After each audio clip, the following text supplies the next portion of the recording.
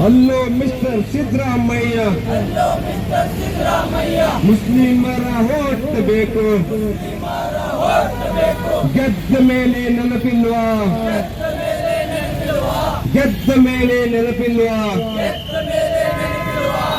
ಜಮೀನು ಮುಸ್ಲಿಮರ ಹೆಸರಿಗೆ ಮಾಡಿದ್ರೆ ಅಧಿಕಾರವನ್ನ ನೇಣಿಗೇರಿಸುತ್ತೇವೆ ಎಂದ ಕಾಂಗ್ರೆಸ್ ಶಾಸಕ ರಮೇಶ್ ಬಂಡಿ ಸಿದ್ದನಗೌಡರನ್ನ ವಜಾಗೊಳಿಸಲು ಆಗ್ರಹಿಸಿ ಇಂದು 28 ಜೂನ್ 2025ರಂದು ಚಿಕ್ಕೋಡಿ ಎಸ್ಡಿಪಿಐ ಪಕ್ಷದ ವತಿಯಿಂದ ಪ್ರತಿಭಟನೆ ಮಾಡಲಾಯಿತು.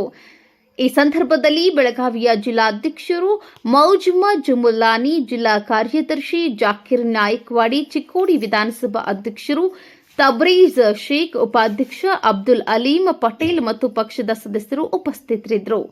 Bureau report Mubarak Gadkari, UK27 Kannada news, Chikkodi. आज हम बड़े अफसोस और शर्म के साथ यहाँ पर जमा हैं, क्योंकि पता नहीं हमारे हिंदुस्तान को, हमारे भारतवर्ष को किसकी नजर लग गई. जो चीज ब्रिटिश के दौरान होती थी, ब्रिटिश हुकूमत जब करते थे तो उनकी पॉलिसी थी डिवाइड एंड रूल, जिससे वो कामयाब होकर हिंदुस्तान पर हमारी सोने की चिड़िया को लूटने में कामयाब हो गए. लेकिन आज जिसको हम प्रवक्ता बना के, MLA बना के, MP बना के सदन में भेजते हैं, पार्लियामेंट में भेजते हैं, वहां जाने के बाद इनको क्या चीज का जादू हो जाता है पता नहीं, कि हिंदुस्तान के ही जड़ों को खोखली करने की कोशिश करते रहते हैं. अभी हाल ही में शहीद टीपू सुल्तान रहमतुल्लाह अलैह की सरजमीन, शहीद टीपू सुल्तान रहमतुल्लाह अलैह के नाड़ से रमेश बंडी सिद्धिगौड़ा, ये कांग्रेस का MLA, एक मीटिंग में जाके एक ऑफिसर को चैलेंज करता है, गवर्नमेंट ऑफिसर को. गवर्नमेंट ऑफिसर 58 इयर्स तक अपनी ड्यूटी सर्व करता है. एक MLA सिर्फ 5 साल के लिए होता है, लेकिन ये जाके अपने अधिकार का दुरुपयोग करते हुए उस ऑफिसर को कहता है कि अगर तुम गवर्नमेंट की लैंड मुस्लिम्स के नाम पे नोटिफिकेशन करोगे तो तुम्हें फांसी पे लटका दूंगा. अगर इतनी पूरी अथॉरिटीज, इतनी पूरी पावर अगर MLA के पास है तो पुलिस डिपार्टमेंट की क्या जरूरत है, न्यायपालिका की क्या जरूरत है. इसका एक जुमला कर्नाटक के, इसके साथ साथ पूरे हिंदुस्तान के मुसलमान जो कांग्रेस पर अपनी जान छिड़कते हैं, हाल ही के इलेक्शंस में 92% वोटिंग करके 55 लाख वोट्स कांग्रेस की गोद में डालकर आज सिद्धरामैया की गवर्नमेंट रूलिंग कर रही है. अगर कांग्रेस को मुसलमानों का एक भी वोट न मिला होता तो आज इनकी जगह कहां थी, इनका ठिकाना क्या था, आप अच्छी तरह से समझ सकते हैं.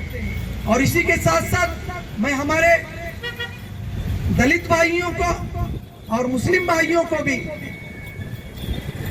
इस बात से आगाह कराना चाहूंगा कि ये लोग रात दिन कांग्रेस की हामियां भरती हैं.